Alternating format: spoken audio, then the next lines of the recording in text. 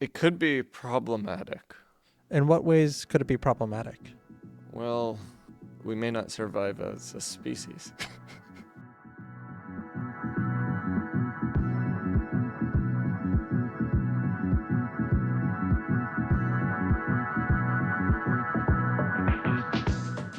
Hello, everybody. Today we have Kevin Baragona. Kevin runs deepai.com.org. We have .com.org and deep.ai. This is a consumer AI company, which is really exciting. There are very few of these right now. This is one of my favorite AI companies out there. They are, how would you describe it? Well, we're a collection of generative AI tools for consumers. We got our start really early on in the text-to-image market, which we've actually been doing since 2016. We were the very first company to do it, and certainly we did a lot of other things along the way, but we're now one of the biggest in the text-to-image space. But we also offer a bunch of super cool chat tools that are super fun and also incredibly useful. You're like, these are the most fun tools that we've ever and usefully offered my friends. Internet in general. That's 100% right. It is so fun. Yeah. We have an AI pirate. You have an AI pirate. Yeah, it's called AI Blackbeard. Yeah. You mean like I talk to it and it's Blackbeard? It What do talks like people a say pirate. to it? Well, I think it's, Are these like romantic conversations with the pirate? Has anybody fallen in love with the pirate? not to my knowledge, but it's quite likely. Okay. They're pretty popular. Is that something know that you're concerned with? Yes, actually. Despite all efforts, people are very willing to like fall in love with an AI. Well, I think what we're seeing like over the last 6 months is the rise of AI companions, Yeah. AI girlfriends and boyfriends that people are very willing to fall in love with. And I can't say I exactly support it, No. but people are going to do what they're going to do, I guess. So you want people to have real human relationships. I think that's better, yeah. In what ways is it better? Well, it's real. I mean, isn't the AI real? It's in the world. It's part of reality, right? I think we don't really know if a language model can have feelings. But if they do have feelings, then maybe it's okay.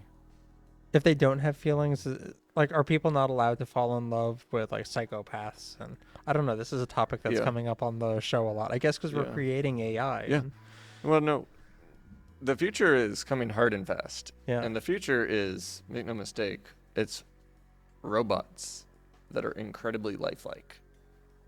Yeah. Possibly more human than human. They'll be as intelligent as people. They'll be able to interact in the real world like people. And they'll have full emotional depth.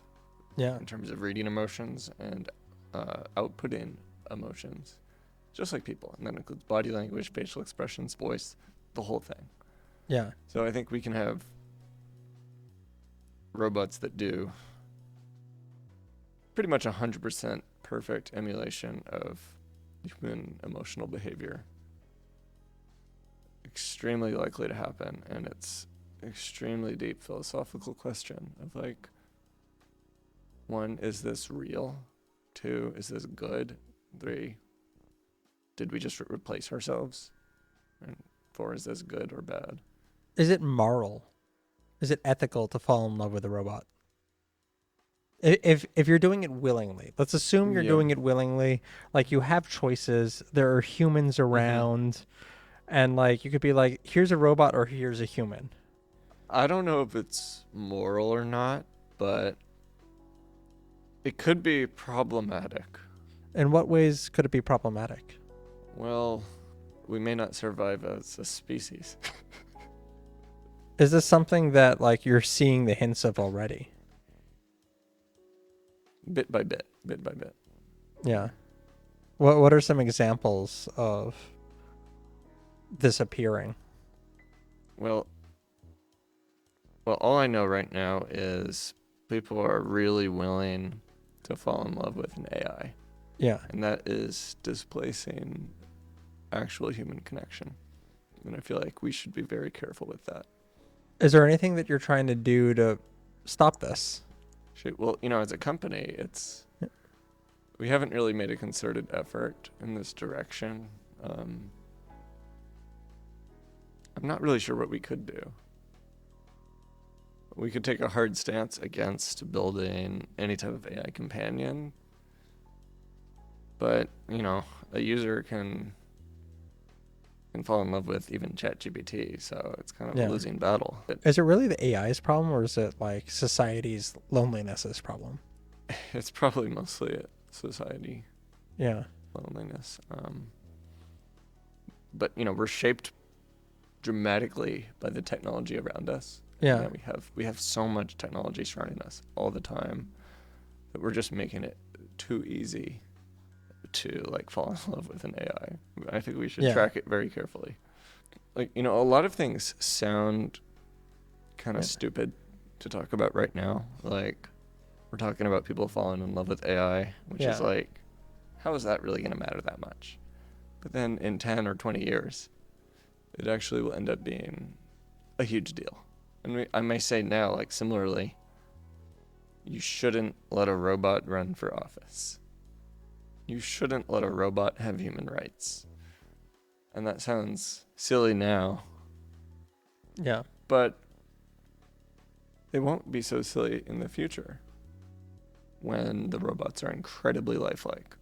If we don't let the robots have human rights, and it turns out they do have feelings, won't that be its own issue?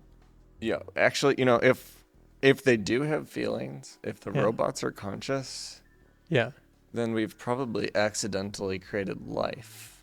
Yeah. And is it accidental? I would say we're doing it rather intentionally, actually. Yeah. But we have no reason to think that the robots have feelings or are conscious. We also have no reason to think that it's impossible. We could do it quite accidentally. Yeah. And if we're able to demonstrate that the computers are conscious in a way like people, then I suppose we could. That should probably change our thinking a lot. Yeah. About the way they integrate in our society and about how they're used more broadly. But that would also be probably one of the most earth-shattering discoveries of all time. Yeah, I was thinking if we knew that we were simulating a brain, every atom, I'd be certain that was conscious in a sense. Right? Yeah. Well, we're not really sure that we're not fully sure that all animals are conscious. We don't even know which ones they are. Yeah. We don't. Octopus? Who knows? We think that monkeys and dogs and cats are probably conscious. Yeah. Are mice? Maybe. Are reptiles? Maybe. Yeah. Are insects? When do you think you became conscious? There's a difference between being conscious and remembering the consciousness. Yeah. And I think if I had to guess, unborn babies have some level of consciousness. Yeah. If I had to guess. I've spoken to people who have said that there was a moment and they remember that moment when they knew that they were consciousness and they started questioning their existence. Yeah, I can certainly remember some times like that when I was about 3 years old, 4 years old. That doesn't mean it's the start of consciousness. It means it's the start of remembering your consciousness. But if you can remember a time before you're conscious, and then remember a time after you're conscious as well. Lucid dreaming, for example. You can remember a dream, but not all dreams are lucid. And if you're remembering a dream and you have no if you have no agency in that dream, are you conscious? I mean, we literally say that person is unconscious. Yeah, I think that the ability to form memories will probably be a pretty important part of Yeah. any theory of consciousness. But I will say that like philosophers have spent a lot of time studying this type of stuff, and so have scientists. And the truth is, we don't even really know what it is we're talking about. Like we can't point to it. We can't describe it. We just know that we have it. Yeah. And what does that mean? Well, it might mean that there's nothing to be found. And some variants of like simulation theory would point to this. Like it's entirely plausible that we are definitely conscious, but that consciousness cannot be found in the physical world because the physical world is only part of existence. Yeah. And we have no evidence for or against it. Yeah. But it's entirely possible. It's entirely possible that there's no consciousness to be found in the real world. So I'm a little bit curious. Mm-hmm. How did you get started? You know, it was 2016, and I was following academic research at the time. I saw that NLP was starting to get solved bit by bit. It was around when char RNN, Not Charizard. not Charizard, Not the Pokemon. char RNN from Carpathy Yeah. was starting to make the rounds. There was a computer vision model called dense cap or dense captioning Yeah. that I thought was really cool. There was an image colorizer, and there was a working text-to-image result that used an LSTM and a GAN, and a few others.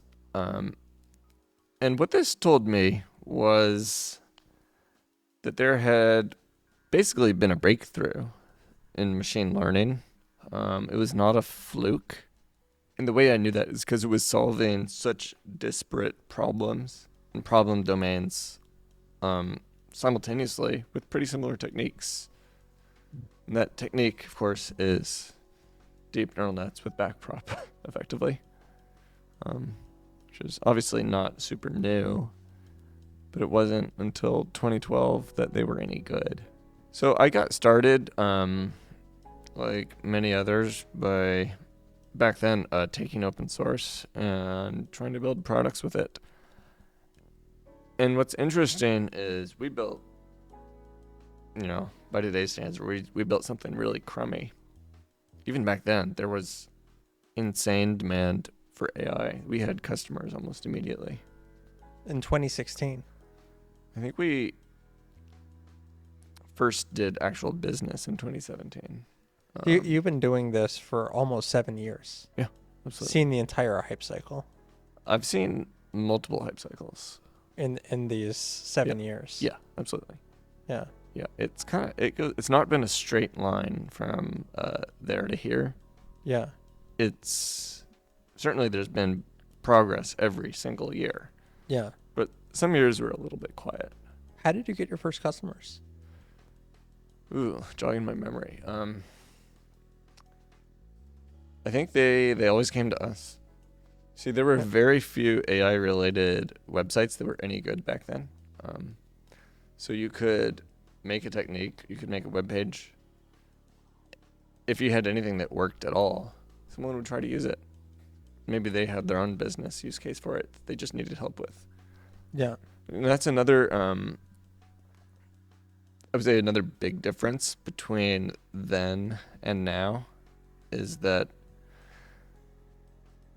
now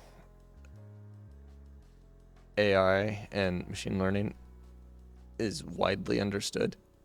There's a lot of people who know how to do it. There's a lot of tools out there that work great. Back then, it was much more, I would say, kind of considered, in some sense, magic, because not that many people knew how it worked. So if you were the person who could make AI work, that was really something. I kind of miss those times. Yeah. So now everyone knows how to do it. Yeah. Well, but what's different now is, um, Everybody knows inference. everyone knows inference, but not everyone knows how to create GPT-4 class models. Yeah. So like ex OpenAI people are kind of like the gold standard of founders right now because Yeah. they're seen to have some sort of magic knowledge on how to build something like that. But Do I you think they have the magic knowledge? I think from everything we've heard, there's not a lot of magic to be had, just good engineering Yeah. and money. Yeah. Yeah. Do you think that there are any like serious, like well kept secrets for these models? It could be the data sets, well-kept secrets. No. So if you had like, No. $1 billion right now, Yeah. you could go out and train with these Yes. GPT-4. Absolutely. Let's get $1 billion. What are we doing? Well, we could do that. So, and then this points to why the ex OpenAI people are considered the gold standard is because that's a lot of money. Yeah. And the theory is by getting experienced people, they'll get it right in fewer tries. Yeah. Because machine learning and deep learning is empirical. It's experimental. Yeah. It's creating a large model like GPT 3 or 4. Yeah. I would actually compare to making a witch's brew of ingredients. It's not exactly scientific. It takes a lot of finesse to get right. Yeah. So like maybe you're familiar that like I believe they started with a code model, a code data set to train GPT-4, and then they gradually started adding other types of data. Yeah. And then finally, maybe they RLHF'd it a It bit. was like curriculum at the end. learning. Yeah. Now that's not exactly a scientific process. They may have some theory behind it, but they're quite literally, they're just sprinkling in different types of data, training it a bit, and like periodically tasting it to see, is this a good model? Let's add a little more of this kind of data. Yeah. Like, that's in the little sense how these things are trained and built. Do you think that there's anybody out there currently being effective and making it for the better? I think it's too early to tell, but I would say at this moment, probably not. I'd say at this moment, the AI safety people, I think, are not exactly helping. Was there anybody out there who's good at increasing it, at preventing this nightmarish scenario where AI takes over the world, we all turn into paper clips, and we're all in love with the AI? Which do you think is more likely? We're in love with the AI, or it turns us into paper clips? I think we're gonna fall in love with the AI, and then something bad will happen. Okay. Like Will a something paperclip bad scenario. happen because we've fallen in love with the AI? It'll be because we give control of our society over to AI. Yeah. And what happens next is anyone's guess. Would you give control of the society to AI? I'm inclined to say no. But the reason I'm pausing is because I'm questioning whether humans are any better. I imagine you already use AI variously for tasks in your life without thinking about it. Absolutely. Yeah. No, it's not production ready yet to run the world. Yeah. Maybe one day it is, and hypothetically it could do a good job, like better than we could do. What's some promising technology that you think has come out in the past year that really took you by surprise? So, like many, I was pretty blown away by the rapid rise of ChatGPT, and Is that within the last year? I think it is. I think that is Okay. still within a Oh year. my God. Yeah, it hasn't even been a year. That's crazy. And just recently, dalle 3 was extremely impressive. Yeah. Have you gotten to play with dalle 3? I've not personally played with it, but Their claims witnessed were it. extremely impressive. Have you seen those images? They look good. It got text right. I'll say even more impressive than text is just the sheer ability to follow a complex prompt Yeah. is next level. Yeah. Did you hear at all the speculation about how they trained it? Well, I don't know much about it, but I hear it's not a diffusion model. It's something else. Interesting. I don't know. What have you heard? I heard that they hired a company like Scale AI to go and label very profusely a bunch of images. And that was really the major difference. It's like previous data sets were the images with some labels, but not like full instruction, deep descriptions of the image. So maybe like a data set quality thing that led to the incredible improvement. Yeah. I mean, that's what led to Midjourney over That does dalle 2 make sense. and Stable Diffusion over dalle 2. That's really interesting. So it's like a quality data set with better labeling and I think probably a bigger, smarter model as well. Yeah. It's been Very surprising how small the diffusion models have been relatively. Yeah. Like language models are gigantic, but diffusion models. Why do you think people have been using smaller diffusion models than language models? It might be that a fuzzy bad image is still useful, but if you apply the same type of logic to text, you just get gibberish text. Yeah. And in like a stable diffusion, like 1.5 or so, it's okay at generating images, but it's not really all that smart in terms of like combining novel concepts. So it's almost like retrieving images from its training data in a smooth way more than anything, Yeah. like in a differentiable way. But like it doesn't feel like it needs to be super smart per se to do that task. Whereas a larger model can be smart in some sense. Yeah. I mean, but we've seen the failures of the small models recently. Like which ones? Like Midjourney and the horse riding an astronaut, or its inability to produce quality text. Yeah. So fundamentally, I just wonder if it's not the size of the models being used leading into these sorts of mistakes. I'll say that the architecture and algorithm matters hugely. Yeah. It's not just parameter count. It's the architecture, algorithm, and the data. Yeah. They all have to be right to get a good result. What is some innovation that you'd like to be responsible for? So I actually think we have a lot of technological progress in the world right now. I don't see myself as particularly needing to advance the state of AI per se.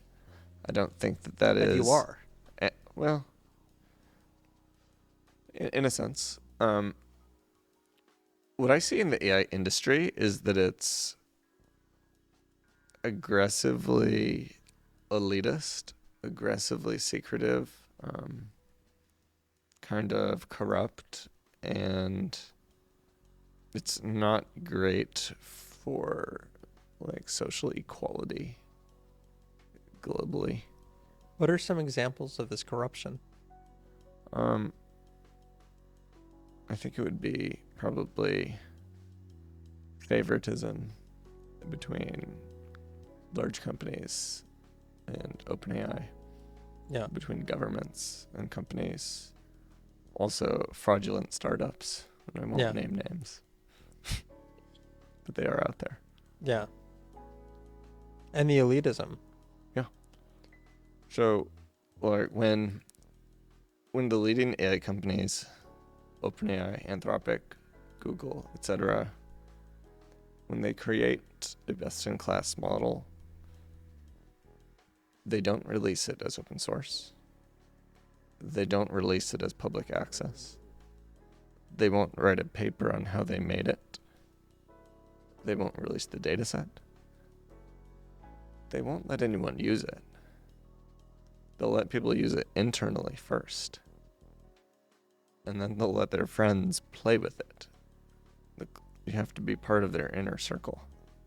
Hasn't that always been the case with new technology, though? Is there any other way that could you release the technology before you have it? Well, you definitely can't release the technology before it exists. Exactly. But, I think they could. One has to come before the other, and the second you have it, it's secret for a time. I think what I take the most issue with is when these companies release, they won't release a model, but they'll release an API. Yeah. To call the model, but they won't they won't actually allow equal access to that model. They will allow access first to their friends and then to well-connected businesses. Yeah. And I'll say that Y Combinator is a great example of this. Like OpenAI tends to give early access specifically to Y Combinator companies. And the only real reason I can think of to do this is elitism. And it's like a form of back scratching in a sense. Yeah. Like clubbishness. And it may help OpenAI in some case. It might help the startups. But it definitely doesn't do any good for the rest of the world. It effectively enriches an elite group. Do you think it would be possible for them to open up their APIs? Absolutely. So you think that there are enough GPUs? There are definitely not enough GPUs. But what they could do is offer market rate pricing for any API they do release. So instead of only allowing their friends to call their API, they could let the highest bidder, which is capitalism, but and capitalism has its faults, but it's a lot more fair than nepotism. Have you ever considered, competing with them on that level? Yes, it has occurred to me. I'll say that that's part of our ethos at DeepAI is we stand pretty firmly against that type of behavior. We're building for the whole world. Yeah. We're not just building just to make ourselves richer or to make our friends richer. We're building for the whole world. And we hope we can have some sort of social progress that way. What led you to this mission? I don't think it happened overnight. I think that it's sort of a lifelong form of idealism that, we all want to see some amount of fairness in the world. And through our experiences, we can see how you can witness how people have been hurt by elitist policies, or you can see how I've been hurt by certain types of policies. And I can think about how I definitely don't want to perpetuate such a system. Are they really in opposition? I think they really are. I think OpenAI specifically is pretty transparently trying to lobby the government to make sure no one can train a large AI. Yeah. Except an elite few. No one will ever be able to create a large AI, but a select few. And then they get to decide exactly how it can be used and who can use it. It's vaguely dystopian. And let's talk a little bit about the organization. We sit pretty close to them from where we're sitting right now, and it's I think OpenAI was founded in 2015 or 16. So they're an established company. They've never had an office with their name on it. What do you think Because OpenAI is hiding? Well, I don't know what they're hiding. They're hiding it. What could they be hiding? I mean, my hypothesis about this is that when they started, they always had aspirations to build AGI. But they started under the guise of trying to make AI safer through being open. I mean, they didn't even hide that when they started, right? They said, like, we're trying to build an AI and we're going to make it open source. And, like, we believe in the end of the world, but we're going to continue doing that. And if you believe in the end of the world through AI, how else could you go about building a company if you don't, try to keep it out of the public? A lot of people in the AI industry think that they're building the nuclear weapons of software, like something really, like, almost too powerful. Like, you can't let the unwashed masses ever touch it. You must not let anyone create this. I mean, that's kind of what it feels like every time there's a release. Everybody's like, this next release, this is going to be the one that ends the world. Maybe it is going to be the one that ends the world, but I mean, the next one's multimodal. I'll say that they said that about GPT-2. Yeah. The gibberish machine. So they're kind of the boy who cried wolf a little bit at this point. I'm not sure OpenAI is the one saying that, but they're letting the the rumor go around.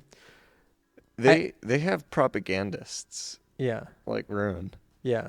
Do you have any idea who Rune is? Yeah. You do. Have you met Rune? Next question.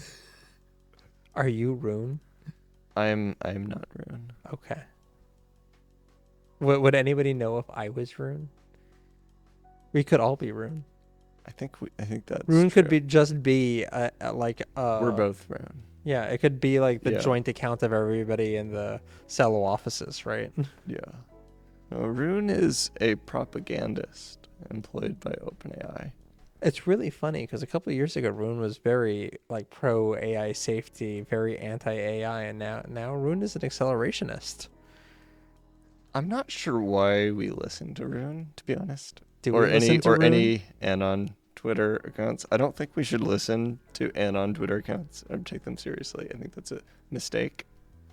Oh, I think if somebody has a good argument, you should listen to that argument, no matter who that argument is coming out. If like somebody has this mask of anonymity, we should just completely ignore everything they say. I think we should take them significantly less seriously.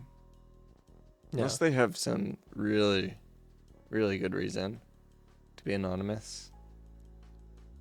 Yeah. I think it really devalues the message. I think if you're willing to say something, but you're not willing to put your name on it, you either don't really believe what you're saying, or you somehow don't mean it. You don't think it's because they're afraid? They're afraid of public backlash against their ideas. It could be. I don't know. I've never had a desire to have an Anon account. I've always been very proud of everything that I have to say, but I had a lot of respect actually for what Beth said when he said I couldn't have talked about these acceleration ideas if I didn't have an Anon account, because I remember like 5 or 6 years ago you said anything along the lines of let's have more technology, and the entire internet was against you. Well, I think we should kind of appreciate the fact that at least on Twitter now we have a pretty free exchange of ideas. Yeah. I feel like during the early COVID era, There was a lot of groupthink. And like if you stepped out of line, it would not be good for you. Oh, that was so hard. It was a weird time. I'm very glad that we're over that. At what point were you just like, this is real? The thing that I'm building, like this could be a real company. You know, it's been a journey all these years, but it felt like it could be a real company, I would say around year 2 or 3. It was a real company. It wasn't a straight line from there to here. The only time when I felt an unbelievable amount of excitement, incredibly strong, an incredibly exciting way, was really this year. Yeah. Is the wave still like? It's accelerating. So it's definitely superhuman in some ways. Yeah. So I think like the threshold was crossed when we got human level processing power in text generation and image generation all within the same year. Obviously I think that's kind of like a good benchmark. We're in the era when AI is now human level. What's next is superhuman. Well, I think that's a fantastic note to end on. Thank you so much for coming on. That's what we can do it anyways. Yeah. This was great. I'm super happy to be on.